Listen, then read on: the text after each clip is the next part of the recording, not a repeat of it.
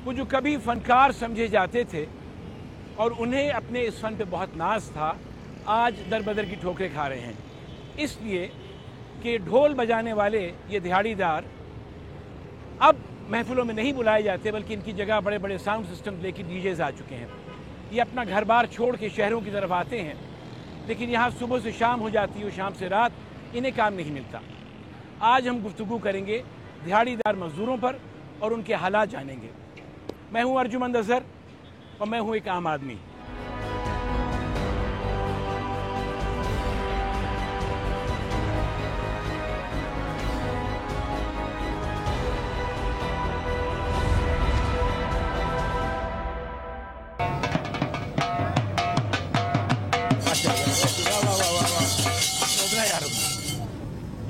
क्या नाम है बेटा आपका? समीर, मोहम्मद समीर। मोहम्मद समीर। अच्छा, कहाँ से आए हो तुम समीर? हम लोग भावलपुर से हैं। भावलपुर से आए हो? कब से हो कराची में? हमें होने वाले हैं मतलब 10 साल 12 साल होंगे। 10-12 साल से। ये ढोल कब से बजा रहे हो तुम? ये बचपन से बजा रहे हैं। बचपन से बजा रहे हो। अच्छा, क्या तुम्हारी कमाई हो जाती है? दिन में क्या करते हो? ये हवाई रोजी है सर। हवाई रोजी? जी, कभी लगता है 3 दिन में, कभी 1 दिन लगता है। हवाई रोजी है, 1 दिन में लगता है, 4 दिन का खर्चा आ जाता है, नहीं लगता, फिर 5-5, 6-6 दिन नहीं लगता काम। तो कितना कमा लेते हो जिस दिन लग जाता है? ये कमाते नहीं है, जैसे कमाते हैं खा जाते हैं, ये हमारी कमाई है। मतलब 3 दिन का खर्चा पहले आ जाता है, 1 दिन का खर्चा पहले आ जाता है, इसलिए हम लोग कमाते हैं। तो एक दिन में कितना कमा लेते हो? एक दिन में ये हवाई रोटी है, कभी 2000 कमा लिया, कभी 1000 कमा लिया, कभी 3000 कमा लिया, कभी कभी लगता भी नहीं। तुम सब आपस में बांट के खा लेते हो? हाँ, ये 4 बंदे हैं ना, 2000 की जाए लगी 500-500 का आ गई, 1000 की लगी 200-200 आ गया। ये हमारी हवाई रोटी ये होता है। तो ये जगह क्यों चुनी है आपने कराची? क्योंकि मशहूर जगह ये है, क्योंकि फूल वाले भी बैठते हैं, उनको पता है मशहूर है, जोर चुरंगी ढोल वाले बैठते हैं, इसलिए ये जगह हमने चुनी है। यहाँ पे पुलिस परेशानी करती है? नहीं, पुलिस परेशानी करती, पुलिस नहीं करती? नहीं। और कोई करता है? कोई और पे बैठे हैं, कोई परेशान नहीं कर रहा। रोड पे बैठे हैं, कोई परेशानी करता? कोई नहीं कोई नहीं करता। कभी कभार तंग हो जाते हैं तो मोहल्ले वाले रोक देते हैं, ढोल नहीं बजाओ बस। ये ढोल के लिए मना करते हैं और कोई मना नहीं करता। बैठते हैं, रोजी कमाओ। अभी बच्चे की रोजी करते हैं हम, ये मतलब। तो कहाँ आपके खानदान वाले किधर रहते हैं? भावलपुर में? हाँ, वही हमारे बच्चे भी इधर हैं, क्यों झूठ बोले, हमारे बच्चे भी हैं। जहाँ जाते हैं साल के बाद, मोहर्रम पे जाते हैं, भी आ जाते हैं, कि साल के बाद ढोल बजा। तो कमाई इतनी हो जाती है कि आप पूरी? हाँ, लगा करा में हो जाती है। कमाई कर लेते हैं? जी जी। अच्छा, अपने बच्चों को क्या करवाओगे? यही करवाओगे? नहीं, बच्चों को ये नहीं कराएंगे, क्यों झूठ बोलेंगे। ये खाली कराची में ये हम काम करें, हमारे पास और भी काम है, नई का काम भी करते हैं, नई का काम करते हैं। किसका? नई का बाल बनाते हैं। अच्छा, नाई के काम? वो भी काम करते हैं, क्योंकि इसलिए इंशाल्लाह हम बच्चों को यही दुआ है, बच्चों को पढ़ाएंगे, क्योंकि हम तो आ गए अभी इस काम में। तुम तो खुद बच्चे हो भाई। नहीं। क्या तुम्हारी उम्र है? उम्र तो माशाल्लाह हमारी ज़्यादा उम्र होगी। ज़्यादा है? हाँ। क्या 25, 26, 27? अच्छा, कितने बच्चे हैं तुम्हारे? बच्चे नहीं, शादी अभी तक हुई अभी नहीं है। तुम्हारे ख्याल में इस मुल्क में तुम्हारा बच्चा डॉक्टर बन सकता है? क्या इतनी आज़ादी है? क्या इतनी आपको सपोर्ट मिलती है हुकूमत से या किसी से, कि आप समझते हो कि बन सकते हो? इतनी उम्मीद है आपको इस मुल्क से? ये है, उम्मीद है बहुत, इस मुल्क से उम्मीद है। ये हमारा उम्मीद है, क्या पता ये हम छोड़ दें काम, ये भी उम्मीद है, क्योंकि अब ये कर रहे हैं, ये भी उम्मीद है ये काम भी छोड़ दें। आप भी भावलपुर से आए? जी सर। अच्छा, कब से आप ये काम कर रहे हैं? ये तकरीबन हो गया हमारे को 8 साल हो गए। आबा अजदाद का पेशा है? जी सर। जी। आप खुश हैं ये करते हुए? अल्हम्दुलिल्लाह, शुक्र अल्लाह का लाख के साथ। शादी की आपने? जी सर। बच्चे हैं? जी, 5 बच्चे हैं, अल्लाह का। 5 बच्चों का पेट पाल लेते हैं आप? ऊपर वाला दे रहा है, हम खा रहे हैं, रोजी कर रहे हैं यहाँ बैठ के, अल्लाह का शुक्र है। या तो बच्चों को पढ़ा रहे हो? जी जी। क्या पढ़ा रहे हो? बस अभी ये जरा ना, ये कुरान मजीद, तो सोच भी यही रहा। सबसे बड़ा बच्चा कितना बड़ा है आपका? तकरीबन 8 साल का है। तो कब शुरू करोगे भाई? वो तकरीबन 1-2 महीने तक। 1-2 महीने तक उसको? हाँ, स्कूल में डालोगे? जी जी। हिसाब पढ़ाओगे? हाँ, अंग्रेजी पढ़ाओगे, उर्दू पढ़ाओगे? ऐसे बढ़ जाएगा। साइंस पढ़ाओगे? हाँ बिल्कुल, जैसे भी है उसका नसीब, दिमाग आपका काम करेगा। ये अकील भी एक दिहाड़ीदार मजदूर हैं जो ज़्यादा कमाते नहीं हैं, क्योंकि इनके 5 बच्चे हैं, लेकिन फिर भी ये है कि अल्लाह के शुक्र अदा करते हैं। काश वो वक्त आए कि इन्हें एहसास हो कि जितना इनको कमाना वो काफ़ी नहीं है, बल्कि इससे ज़्यादा कमाना है और अपने बच्चों को पढ़ लिख कर आगे ज़िंदगी में आगे लेके जाना है। किसी को डॉक्टर, किसी को इंजीनियर बनाना है। इस तरह से ज़िंदगी कब तक कटेगी, कैसे कटेगी, खुदा बेहतर जाने।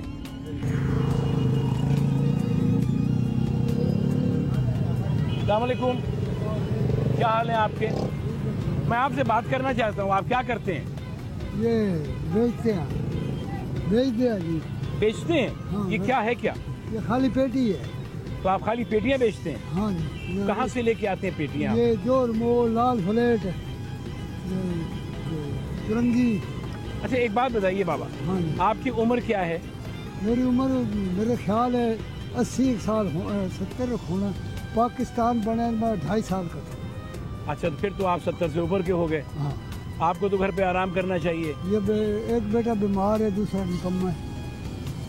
एक बीमार है, दूसरा निकम्मा काम नहीं करता। तो आपको करना पड़ रहा है ये काम। फिर 2 बेटी हैं, आप है। बेटियों की शादी की आपने? नहीं, पर 2 जवान बेटी हैं, पैसा है नहीं, क्या करिए। बच्चों ने पढ़ाई की है किसी ने? हाँ जी। बच्चों में से कोई पढ़ा है? जो निकम्मा है उसने पढ़ाई नहीं की? नहीं, कोई पढ़ाई नहीं हमने लोकल नहीं की, ये मजदूरी करते रहे। सिर्फ मजदूरी करते हैं। आपका नाम क्या है? जान जान मोहम्मद। जी, सियाल है, पंजाब का। पंजाब से हैं? हाँ, चक नंबर 63, जिला बिहाड़ी। अच्छा। हाँ। और कब से हैं कराची में आप? मैंने हो गए 2 साल। 2 साल? हाँ। तो आपकी कमाई हो जाती है? कितने पैसे कमा लेते हैं आप? ये दे ले, इन्हें में बचेगा 5 रुपए। कितने की बेचते हैं? 15 की 10 की खरीद के। 5 की 10 की खरीदते हैं। हाँ। और 15 की बेचते हैं। हाँ, 5 रुपये। तो 5 रुपए फायदा हुआ आपका?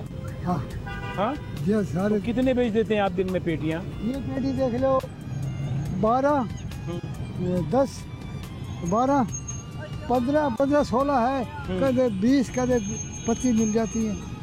तो आपका तो क्या 70-75 रुपये बनता है दिन में? सारे दिन में ये। तो उसमें खाना कैसे चलता है घर का?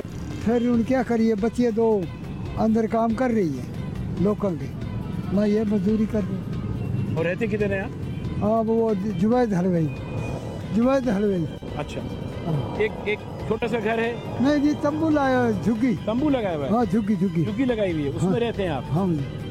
तो सारी जिंदगी वहीं गुजर जाती है आपकी? फिर क्या करूँ, ये 2 साल हो गए पूरे झुग्गी में पड़े, कराची में था तो है नहीं। और ये थे जान मोहम्मद, जो अपनी उम्र बता रहे हैं 70 से ऊपर। इन बुजुर्ग को घर पे रह के आराम करना चाहिए और अल्लाह करना चाहिए, लेकिन अफसोस कि इनको सड़कों पे आके ये पेटियां बेचनी पड़ रही हैं, जिसके इनको कुल एक पेटी के 5 रुपए मिलते हैं। क्या कमाते हैं, क्या खाते हैं, अल्लाह ही बेहतर जानता है।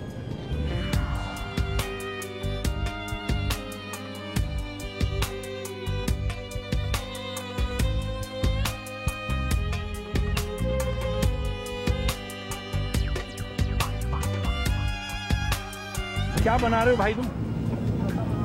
गुलदस्ते बना रहे हैं। हाँ, गुलदस्ते बना रहे हैं। किसके लिए बना रहे हो गुलदस्ते? बस कोई कस्टमर आ जाए उसके लिए बना रहे हैं। अच्छा, आपकी अपनी दुकान है या नौकरी करते हो? नौकरी करते हैं अपने लिए। नौकरी करते हो यहाँ पे आप? जी सर। कब से कर रहे हो नौकरी? तकरीबन 4-5 साल हो गए। कितना कमा लेते हो? दिहाड़ी होती है हमारी। दिहाड़ी होती है? जी। क्या मतलब? 500 रुपये दिहाड़ी। 500 रुपये दिन के? जी। हाँ जी सर। और कितने दिन काम करते हो? दिन तो सालों साल काम ही होता है। ये रोज काम करते हो? जी जी, तो रोज कितने काम। महीने का कितना हो जाता है? 15,000 रुपया? महीने का 15 तो होता है, लेकिन उसमें खाना पीना अपना होता है।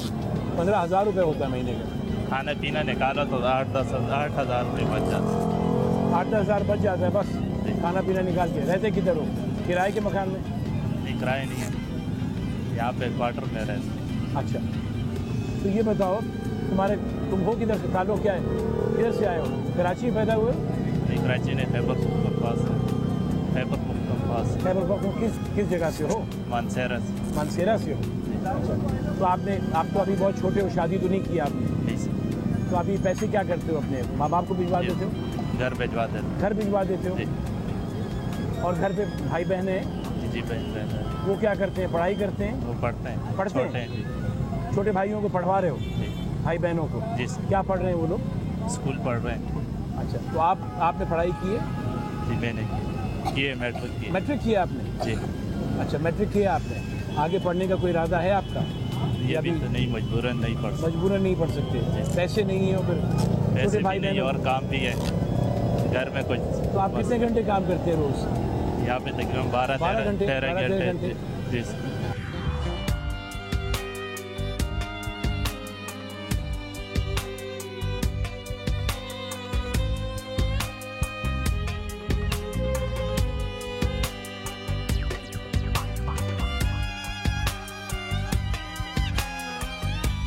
अस्सलाम वालेकुम। क्या हाल है आपकी? अल्लाह का शुक्र। आप क्या करते हैं भाई? बाबा मजदूरी करते हैं, कलर का काम करते हैं। कलर का काम करते हैं। हाँ हाँ, तो यहाँ फारिग क्यों बैठे हुए हैं? सारे काम होता है तो करते हैं, नहीं तो हम फारे की बैठते हैं। कब से आप फारिग बैठे? आज 7 दिन 8 दिन हो गए फारे गए। 7-8 दिन से नहीं कोई कर- काम नहीं मिला आपको?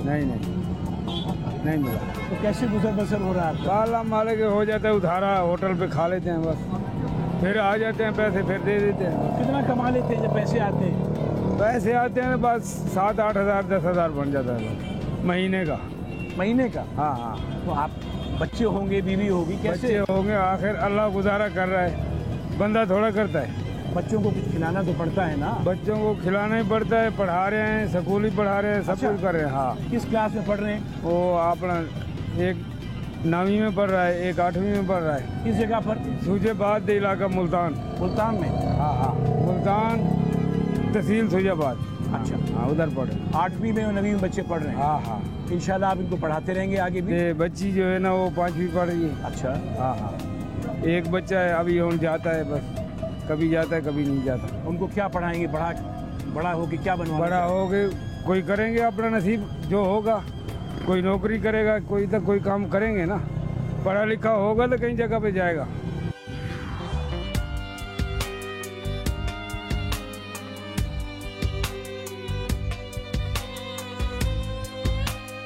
अस्सलाम वालेकुम। बाबा क्या बना रहे हो आप? मकई और चने, हैं? मकई और चने बेचता हूँ। मकई और चने बेचते हो? अच्छा ये बताओ भाई कि आप कितने पैसे कमा लेते हो?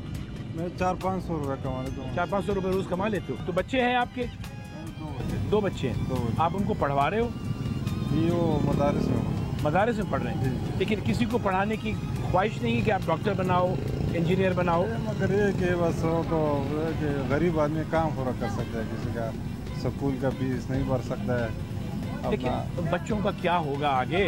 तो बस क्या यही हालात होगा, गरीब आदमी कहाँ से पूरा करे? वही अपना पेट के लिए बंदा पूरा करे, कमा सके, घर का किराया देवे, बच्चों का जो है खाना पीना पूरा करे, चाहे गरीब हो या अमीर हो, ये तालीम बहुत ज़रूरी है। मेरे ख्याल में इसमें कोई शक नहीं, इन साहब ने सही अक्कासी की या तर्जुमानी की उस तबके की जो चाहता है कि अपने बच्चों को पढ़ा लिखा के डॉक्टर बनाए, इंजीनियर बनाए, या कोई ऐसा पेशा वो इख्तियार करें जिसमें कि अच्छी ज़िंदगी गुजर सके। लेकिन वही बात आ जाती है कि तालीम की कमी, पैसे की कमी, और हुकूमतों ने पिछले साल में इस चीज़ को तरजीह नहीं दी, बल्कि उनकी तरजीहात कुछ और ही थी। आइए लेते हैं यहाँ छोटा सा ब्रेक।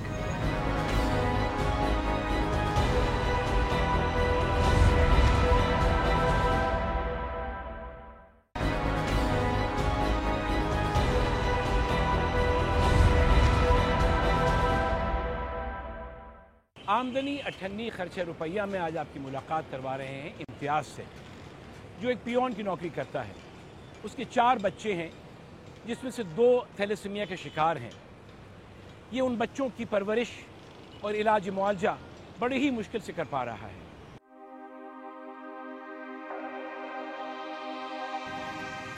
आम आदमी कितने मसाइल में घिरा हुआ है, ये कोई आम आदमी ही जान सकता है।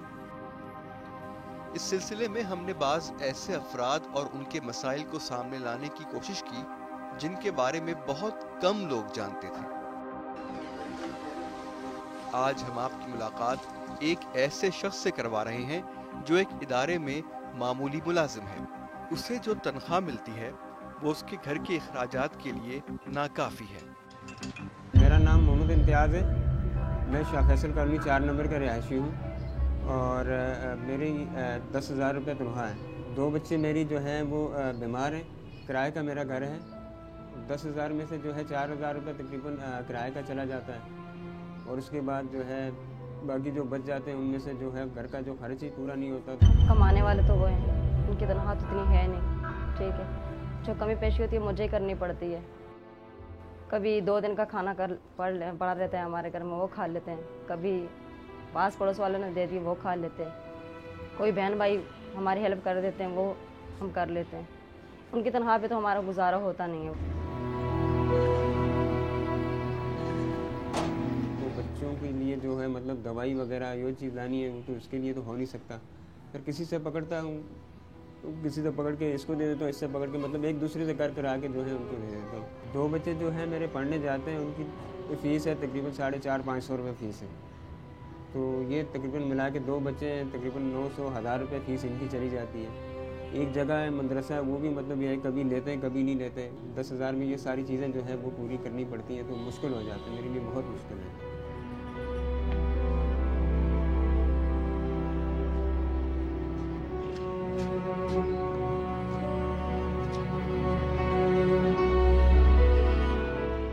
इसलिए कि उसके बहुत सारे मसाइल के साथ वो किराए के घर में रिहाइश पजीर है।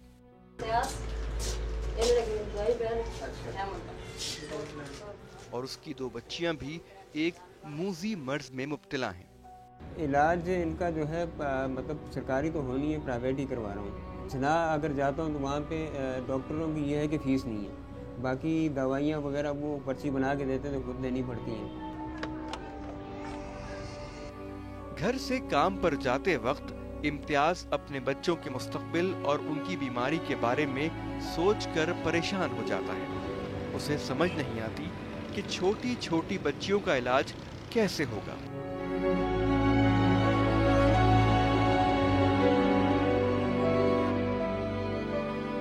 तकरीबन 18 मुख्तलिफ रेट हैं, कभी 1800 का भी है, 2200 का भी, 2000, यानी कि तकरीबन 2200-1800 ले लीजिए, 2200 तक तकरीबन मिल जाते हैं। फिर अगर या उसके बदले अगर खून को कहते हैं कि हमें टोनर चाहिए तो वो लेके जाते हैं, तो उसके बदले भी जो 1500 रुपये वो ले लेते हैं।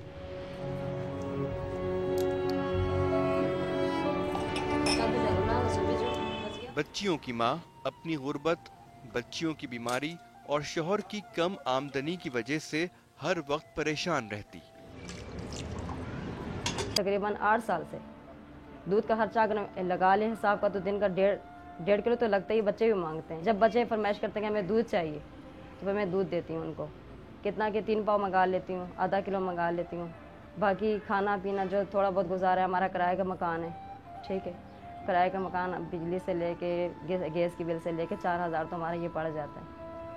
तनख्वाह तो 10,000 उसकी तनख्वाह है, उस पर क्या गुजारा होगा। 4000 ये निकालने हैं, बच्चों को 4 दफ़ा जना लेके जाना पड़ता है। वहाँ भी कभी खून देते हैं कभी नहीं देते, वहाँ पूरा दिन गुजारना पड़ता है, बच्चों दोनों को छोड़ के जाना पड़ता है।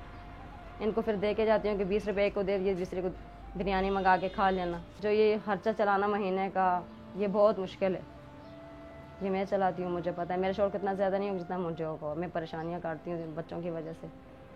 रह गया मेरे बच्चों के जो कपड़े हैं, जूते हैं, पैजार जो भी लेना है मेरा है। मेरा तो मेरी याद 11 साल शादी को हो गए। भाभी मुझे दे देती है, मैं भाभी का पहन लेती हूँ। बहन मुझे देती है, मैं बहन का पहन लेती हूँ। भतीजों के कपड़े इनको पहनाए हुए हैं।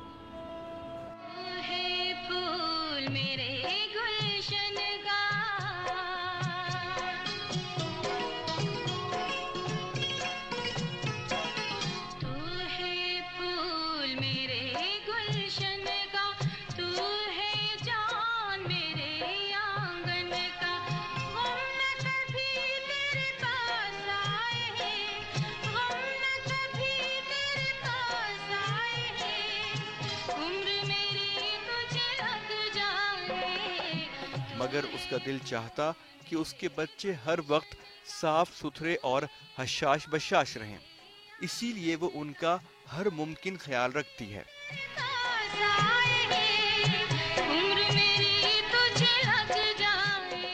बच्ची बीमार है, ये कहती रहती हैं कि भाई ठीक है, मुझे सूट चाहिए।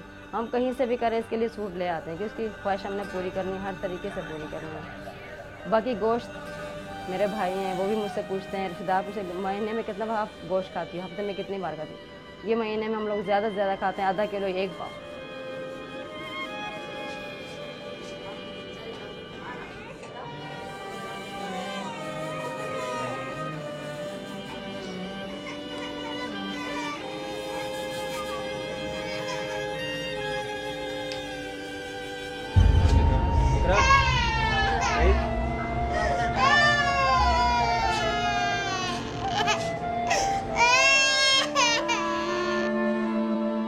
मोहम्मद इम्तियाज तो जिंदगी की गाड़ी चलाने के लिए काम पर चला जाता है।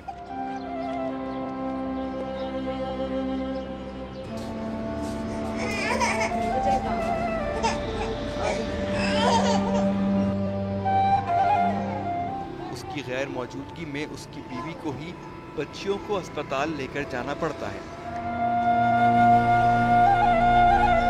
अभी पिछले से इसके वो करवाएं, दवाई मेडिसिन ली उन्होंने लिख के दी थी, उसके लिए मैं 2600 की यानी कि 2700 की इसकी पड़ी है। डॉक्टर के पास लगवाना, उन्होंने ड्रिप लिख के दिए प्राइवेट हॉस्पिटल से, उन्होंने तो दिए नहीं। यहाँ मैं लेकर गई तो उन्होंने बस सिर्फ ड्रिप लगा के नॉलन का पास था, उन्होंने लगाने का सिर्फ 50 रुपया। 50 रुपये बचाने की खातिर मैंने घर में खुद इंजेक्शन लगाए, ड्रिप में शामिल किए, खुद ही घर में उनको ड्रिप लगाए कि मुझे 50 रुपये बच जाए। हर माँ की ख्वाहिश होती है मेरा बच्चा अच्छा खाए, मेरी खुद भी ख्वाहिश है कि मैं भी अच्छा खाऊं, लेकिन माँ अपना नहीं सोचती, माँ अपने बच्चों का सोचती है। मैं भी ऐसे ही करती हूँ भाई। एक दफा जब वो अस्पताल पहुंची तो उसके पास बच्चों के इलाज के लिए पैसे मौजूद नहीं थे।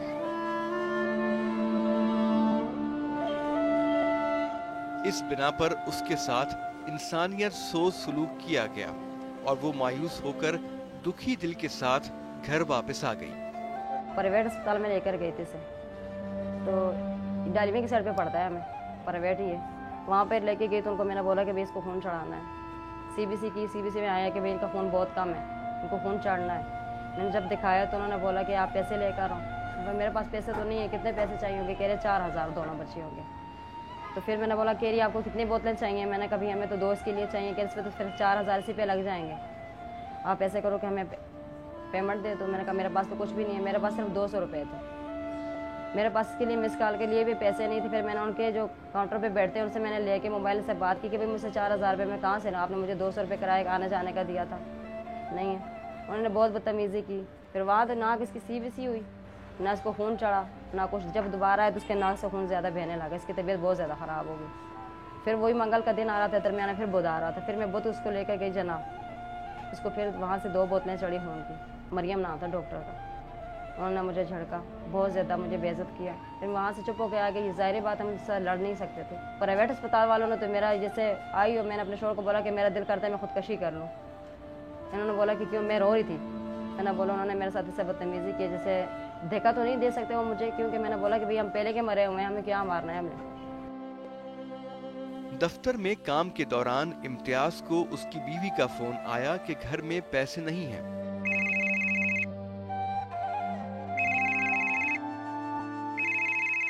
हेलो इम्तियाज जी जी जी वालेकुम अस्सलाम। अच्छा, किस टाइम तक वापस आओगे?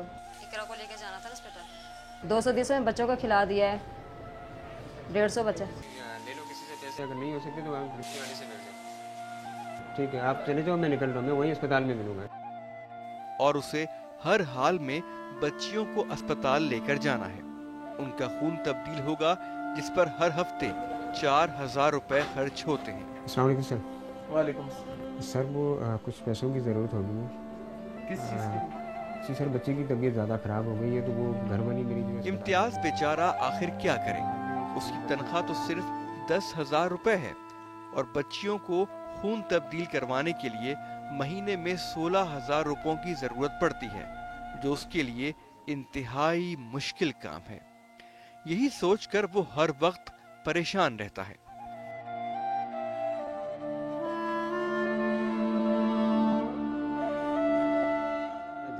का मतलब बड़ा अस्पताल है, वहाँ पे गया, NIBD अस्पताल वहाँ पे भी गया, तो वहाँ पे इन्होंने कहा कि इसका इलाज है। पहले तो कहते थे कि इंडिया में मतलब इसका इलाज है, फिर कहते थे सिंगापुर में पता नहीं कौन सी जगह पे वहाँ पे इसका इलाज है। तो अब मुझे पता चला कि ये यहाँ पे भी तकरीबन है, इंडिया से कोई डॉक्टर मंगवाते हैं। 20 लाख 22 लाख का तकरीबन एक बच्चे के ऊपर खर्च है।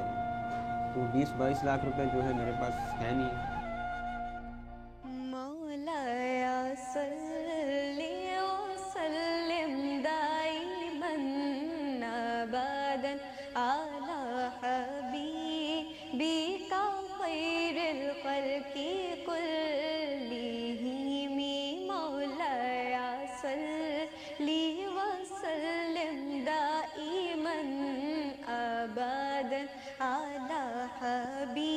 उसकी बीवी नमाज पढ़ने के बाद अल्लाह के हुजूर दुआ मांगते हुए सोचती है कि जिसने उसे और उसके बच्चों को पैदा किया है वही उसके मसाइल भी खत्म करेगा।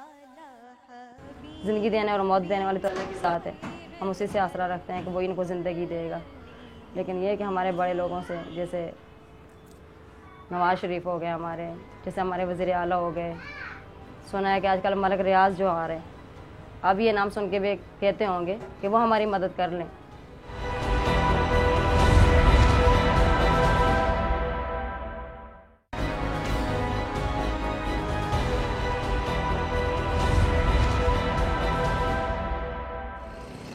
हमारे मुल्क में मज़दूरों को न किसी किस्म का तहफ़्फ़ुज़ फराहम किया जाता है, न ही उनके कोई हुकूक हैं। कोरंगी की अचार फैक्ट्री में होने वाला ये हौलनाक वाक़या ज़रा मुलाहिज़ा कीजिए।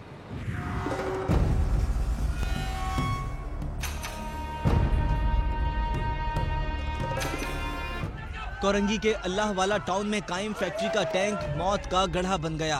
फैक्ट्री के मालिक समेत 6 अफराद जान से गए। दूसरा मजदूर तो बाहर बहुत ना चला गया, भाग दौड़ बहुत किया कि ना आ जाओ इसको, किसी को निकालने के कोई भी, किसी का भी हिम्मत नहीं था कि उसको निकाल ले, लेकिन हमारा शहर खुद ही चला गया, बड़ा शहर वो खुद ही चला गया, 6 बंदे सारे चला गए। ऐनी शाहिदीन का कहना था कि 2 मजदूर काम के दौरान दम घुटने से बेहोश हुए तो फैक्ट्री का मालिक भी इन्हें बचाने के लिए टैंक में उतर गया। यहाँ पे लोग काम कर रहे थे तो एक पानी के अंदर था, एक सीढ़ी में था, तो वो जो मतलब टैंकी साफ कर रहे थे तो ये पानी में था ना, तो उसको मतलब सांस वास चढ़ी तो वहाँ पे बेहोश हो गया। जो सीढ़ी में तो उसको बचाने के लिए पानी में गया तो उसको भी ऐसे ही हो गया। तो बाहर जो मजदूर थे उससे उनको बचाने के लिए एक एक करते गए, तो आखिर में सेठ थे ना, तो ये जो बचे मजदूर उसने उसको सेठ को पकड़ा, लेकिन सेठ ने उसको पीछे धक्का देके खुद छलांग में लगा तो सेठ भी बेहोश हो गया। सेठ को बचाने के लिए 3 दीगर मजदूरों ने भी जान दे दी। इसके बाद मदद के लिए कोई न आया। हम लोग जब आए ना तो उस टाइम जो है ना ये गाड़ियाँ लगी हुई थी, हम लोग यहाँ पर आए तो ये 4 लाशें इस खड्डे से मिली हैं। जो ये सामने खड्डा नजर आ रहा है ना, ये 2 यहाँ से 4 यहाँ से मिले, 2 इसके बराबर में। अब वो इतना सा पानी है, वल्लाह जाने उसमें क्या है क्या नहीं। बनाते क्या है यहाँ पर? ये अचार है। अच्छा, अचार नहीं है, जहर है। पुलिस और रेस्क्यू टीमें मौके पर पहुंची तो बहुत देर हो चुकी थी। लाशों को गोदाम से निकाला गया। इलाका मकीनों का कहना था कि रिहायशी मकान में ऐसी खतरनाक फैक्ट्री हुक्काम की नाअहली है। बकायदा सोसाइटी का प्लॉट है, सोसाइटी के प्लॉट के अंदर ये कारखाना बना हुआ था। पुलिस हुक्काम कहते हैं वाक़े की मुकम्मल तहकीकात होंगी। इस वक्त जो यहाँ पे शवाहिद हमारे पास हैं वो इकट्ठे किए जा रहे हैं और हम इसकी इन्वेस्टिगेशन कर रहे हैं। एसपी इन्वेस्टिगेशन और उनकी टीम इस वक्त यहाँ पे मौजूद है। 7 मुतासरा अफराद को जिन्ना अस्पताल पहुँचाया गया, जिनमें से एक शख्स मौजूदाना तौर पर बच गया। और इससे भी ज़्यादा अफसोसनाक वाक़या तुर्बत में पेश आया, जहाँ 20 मजदूरों को बेदर्दी के साथ मौत की घाट उतार दिया गया।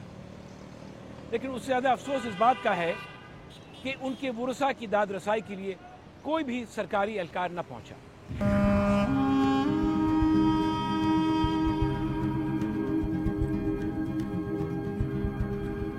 जुमे की रात 1:30 बजे तुर्बत के इलाके ककदान में सुरा पुल की तामीर पर मामूर मजदूर इन खैमों में चैन की नींद सोए थे कि 30 दहशतगर्द आए, अंधाधुंध फायरिंग की और 20 मेहनतकश जान से गए, 3 जख्मी हुए। दहशतगर्दी के इस वाक़े पर वज़ीर दाखिला बलूचिस्तान खामोश न रहे। बताया कि छोटी बड़ी गाड़ियों में नकाब लगाए दहशतगर्द आए, आधे घंटे तक फायरिंग की और सिक्योरिटी पर मामूर लेवीज एहलकार तमाशा देखते रहे। पाकिस्तान को रॉ से पैसे लेकर रॉ फंडेड लश्कर पाकिस्तान को डिस्टेबलाइज नहीं कर सकते हैं। 8 लेवीज एहलकारों की गिरफ्तारी का हुक्म देते हुए उन्हें मुअत्तल कर दिया गया। मजदूरों की मैयतें उनके आबाई इलाकों को पहुंचाई गईं।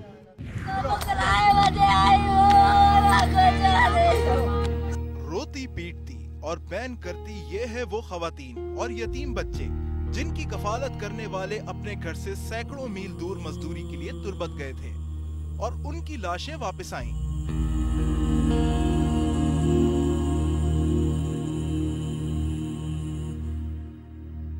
इन गरीब अफराद को तसल्ली देने के लिए ना तो कोई हुकूमती नुमाइंदा आया और ना ही किसी मुकामी बाअसर फर्द ने इनके दुख में शरीक होने की कोशिश की। बेयारो मददगार अफराद ने गोलियों से छलनी लाशों की नमाज जनाजा अदा करने के बाद उन्हें कब्रों में उतार दिया और अपनी गमज़दा बस्ती में ये सोचते हुए वापस आ गए कि इनके प्यारों को जान से मारने वाले तो नामालूम अफराद थे, मगर इन पर हुकूमत करने वाले तो इनके दुखों को अच्छी तरह जानते हैं। अगर इनमें से कोई आज इनका दुख बांटने थोड़ी देर के लिए इनके पास आ जाता तो उसकी शान में क्या फर्क पड़ता। हमारे मुआशरे में इंसानी जान की वो वक़्त नहीं है जो कि तहजीब याफ्ता ममालिक में जानवरों की होती है।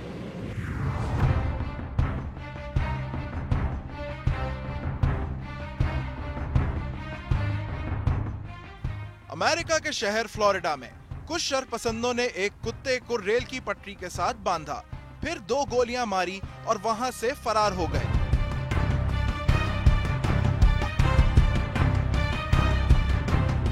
गोलियों का शोर सुनकर आसपास के लोगों ने पुलिस को बुलाया, जो बगैर वक्त जाया किए वहां पहुंची और कुत्ते को ट्रेन के आने से पहले छुड़ा लिया।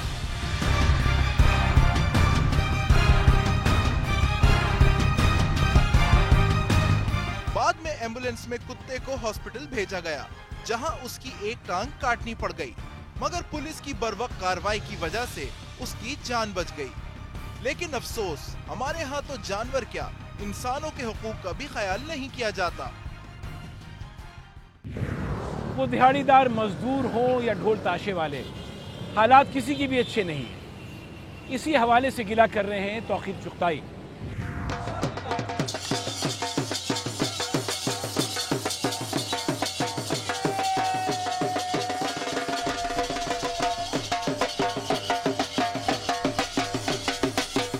पेट की खातिर ढोल बजाएं, पेट की खातिर नाचें, पेट की खातिर चौराहों पर दर्द छुपा कर नाचें। सर पर बोझ उठाकर दौड़ें, भूखे पेट छुपाकर दौड़ें, थोड़ी सी उजरत की खातिर गालियां खाकर नाचें। मेहनत करते हैं हम, लेकिन अपनी इज्जत कब है? मर जाते हैं एक एक करके, कोई हिफाजत कब है?